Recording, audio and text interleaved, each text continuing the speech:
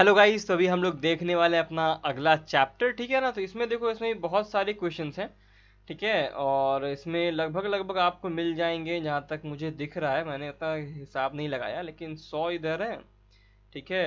100 इधर, 100 है, तो 100 100 लगभग लगभग 250 के आसपास क्वेश्चन इसमें भी हैं, ठीक है। और हम लोग को दोनों सब सब देखना है, और जल्दी जल्दी वीडियोस आएंगे इसके भी। और जैसे आ रहे हैं 5-6 तो लगातार आ ही रहे हैं, हर दिन 5-6 आ जा रहे हैं, तो ज़्यादा ही है वो।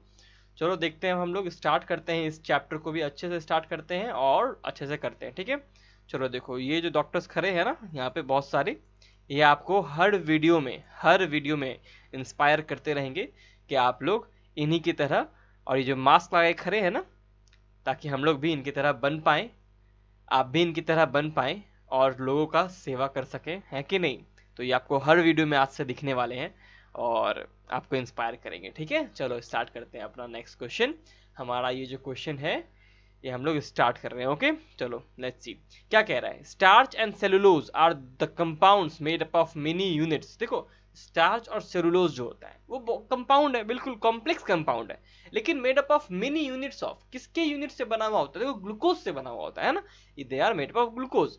सेलुलोज किससे, बीटा ग्लूकोज से बना हुआ है। स्टार्च भी ग्लूकोज का ही आपका पॉलीमर है। तो क्या होगा इसका आंसर, ए होगा, सिंपल शुगर होगा इसका आंसर, है ना। सिंपल शुगर से ये बने हुए हैं। बहुत इजी सा क्वेश्चन है, बहुत इजी सा क्वेश्चन है कि नहीं। चलो आगे बढ़ते हैं। ये जो लास्ट वाला जो यहाँ पे जो लिखा हुआ है सेकंड क्वेश्चन ना, ये लाइन एनसीईआरटी का है, इन्यूलिन। कई लोग इसको इंसुलिन समझ लेते हैं और बना मार देते हैं अमाइनो एसिड। अगर ऑप्शन में पहला अमाइनो एसिड रहता ना, तो कई सारे बच्चे उसको मार के आते।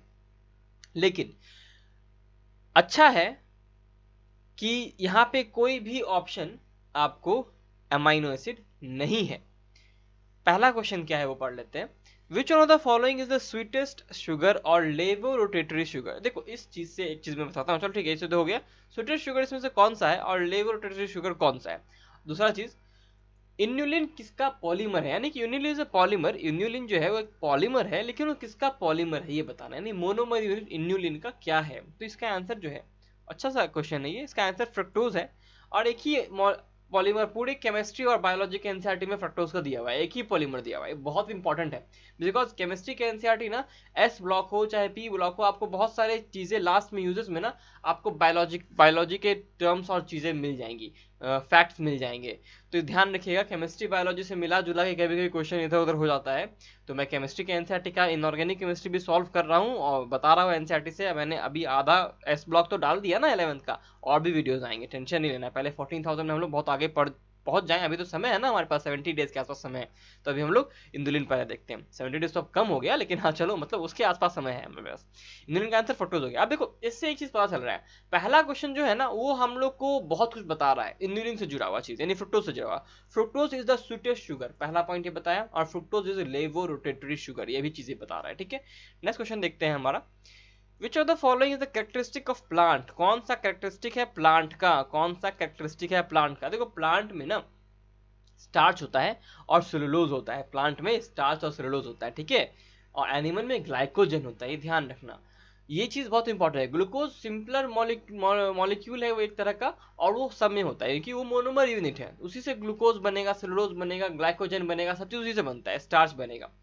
लेकिन ध्यान क्या रखना है यहाँ पे कि प्लांट का कैरेक्टरिस्टिक क्या है, सेलुलोज और स्टार्च होता है, और एनिमल के लिए ग्लाइकोजन कह सकते हो, और फंजाई के लिए आप लोग ग्लाइकोजन और काइटिन कह सकते हैं, ठीक है ना।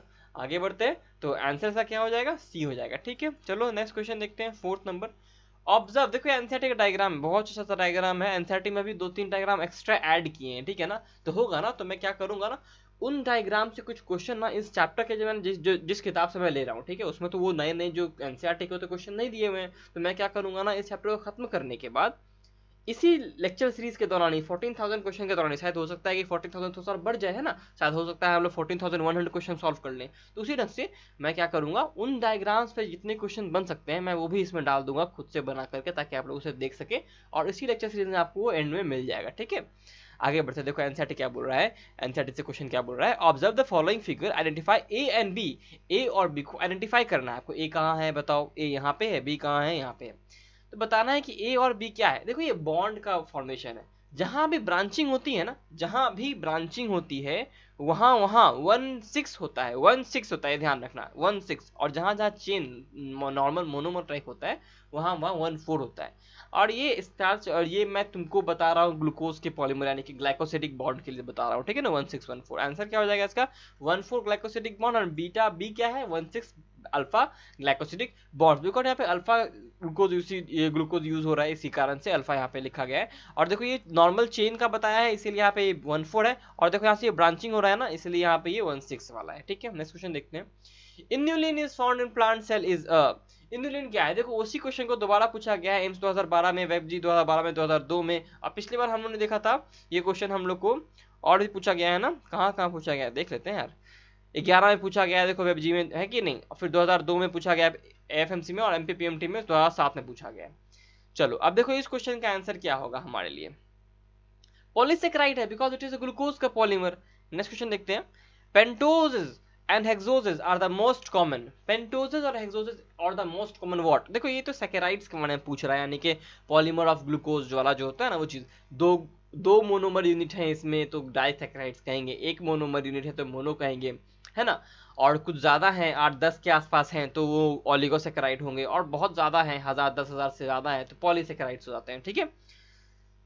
अब समझो क्या बोल रहा है कि पेंटोज और हेक्सोज वो क्या है, वो मोनोमर यूनिट है या फिर डाइसेकेराइड या फिर ओलिगोसेकेराइड या फिर पॉलीसेकेराइड है। तो ऑब्वियस सी बात है वो मोनोसेकेराइड्स है ना।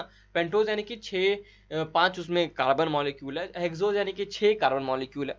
A simple hydroxy polyhydroxy ketone, एक सिंपल पॉलीहाइड्रोक्सी कीटोन है जिसमें मॉलिक्यूल 3 से 7 कार्बन उसमें रहते हैं, उसे हम लोग मोनोसेकेराइड कहेंगे because it is only one molecule, it is only one molecule, यहाँ पे 2 मॉलिक्यूल कंबाइन नहीं हो रहे। नेक्स्ट क्वेश्चन देख रहे हैं हम लोग। Corn is immersed in the boiling water, corn को हम लोग ने बॉइलिंग वाटर में रख दिया है, ठीक है। भुट्टे जो भुट्टा जो होता है ना कॉर्न, उसे हम लोगों ने रख दिया है बॉइलिंग वाटर में। शायद आप लोग और भी कुछ कहते होंगे इसे, मुझे अच्छे से मकई, मकई का दाना कहते हैं ना इसे। तो इसे हम लोग ने बॉइलिंग वाटर में रख दिया है, इसको फिर हम लोग ने कूल किया इस बॉइलिंग वाटर को। Then the solution became sweet, यानी जो सॉल्यूशन जो था, पानी जो था वो मीठा हो गया। क्यों, क्योंकि देखो एक चीज लॉजिक दिमाग में हमेशा दिमाग में रखो, एक चीज हमेशा दिमाग में रखना, मोनोसेकेराइड्स आर ऑलवेज स्वीट। कोई भी पॉलीमर आपको खाने में टेस्ट में स्वीट नहीं लगने वाला, मोनोसेकेराइड्स आर स्वीट। चाहे वो ग्लूकोज हो चाहे फ्रुक्टोज हो, जो मोनोसेकेराइड्स होते हैं ना जिनका मॉलिक्यूल एक होता है वो स्वीट लगते हैं। रीजन रीजन बिकॉज हमारा टेस्ट बड जो होता है ना वो सारे के सारे डिजॉल्व केमिकल्स को, और जो नोज होता है हमारा वो डिजॉल्व केमिकल्स को महसूस कर सकता है, उसी को वो स्टिमुलस मानता है। ये चीज बारे में हम लोग बात किया है ह्यूमन फिजियोलॉजी जब मैं एनसीईआरटी से पढ़ा रहा था, एनसीईआरटी के लाइन वाइज लाइन, तो मैंने हर एनसीईआरटी के लाइन से क्वेश्चन बताना सिखाया है, हर चीज बताया है, तो वहाँ पे मैंने बताया है चीज के बारे में। तो मोनोसेकेराइड्स जो होते हैं ना वही आपको स्मेल और टेस्ट का महसूस कराते हैं, ठीक है, स्टिमुलस देते हैं। तो आंसर क्या हो जाएगा इसका, क्यों स्वीट बन जाता है, बिकॉज उसमें जो डाइसेकेराइड्स थे ना कॉर्न में वो मोनोसेकेराइड्स में बदल गए। आंसर क्या हो जाएगा B, disaccharides converted to monosaccharides. AFMC JIPMER में आया क्वेश्चन है, बहुत इंपॉर्टेंट क्वेश्चन है, अच्छा लॉजिकल क्वेश्चन है, जिससे लॉजिक आपका क्लियर रहेगा हमेशा। Cholesterol belongs to which of the following, cholesterol इनमें से किस चीज से बिलोंग करता है, ठीक है। कोलेस्ट्रॉल किन चीज से बिलोंग करता है, देखो कोलेस्ट्रॉल क्या है ना, एक तरह का स्टेरॉइडल सेक्रीशन है, ठीक है ना। तो ये स्टेरॉइड है, ठीक है, इसका आंसर जो होगा वो स्टेरॉइड हो जाएगा। Cholesterol is a steroid, okay. ध्यान रखना, देखो फैट्स हमेशा, देखो क्यों यहाँ पे फैट्स और वाइकल्स से आप लोग कंफ्यूज कर सकते हैं इस चीज को। रीजन क्या है इस चीज का आप लोग कंफ्यूज करने का, क्योंकि आप लोग जनरल भाषा में ऐसा ही कहते हैं, वो आदमी मोटा है, वो आदमी फैट है तो उसका कोलेस्ट्रॉल ज्यादा है, उसको हार्ट अटैक का आने का प्रॉब्लम है। देखो लेकिन cholesterol is another type of compound, ठीक है ना। स्टेरॉइड्स जो होते हैं ना वो लिपिड टाइप ऑफ सेक्रेशन होते हैं, मानता हूं मैं फैटी सेक्रेशन होते हैं, लेकिन आप उसको न्यूट्रल फैट या वैक्स नहीं कह सकते हैं। ऐसे कि सीबम होता है उसमें भी ऑयल या वैक्सी सब्सटेंस होता है ना। तो ये जो चीज है ना, जैसे कि आप लोग कहते हैं पेट्रोलियम ऑयल, पेट्रोल भी एक ऑयल है ना, उसको फैट नहीं कह सकते हम लोग। तो they are different kind of fats, जिनको हम लोग अलग अलग शब्द इनके लिए ऑयल इस्तेमाल कर सकते हैं, फैट इस्तेमाल कर सकते हैं, स्टेरॉइड इस्तेमाल कर सकते हैं, तो लिपिड इस्तेमाल कर सकते हैं, तो अलग अलग चीजें हैं, ठीक है। तो आंसर का क्या हो जाएगा, स्टेरॉइड्स हो जाएगा। आंसर से ये क्वेश्चन लिया गया है, बहुत अच्छा क्वेश्चन है अगेन। देखो क्या बोल रहा है कि एक सिंपल लिपिड को कौन दिखा रहा है। देखो सिंपल लिपिड में क्या होता है, सिंपल लिपिड में क्या होता है समझो इस बात को, ग्लाइसरॉल होता है, ठीक है।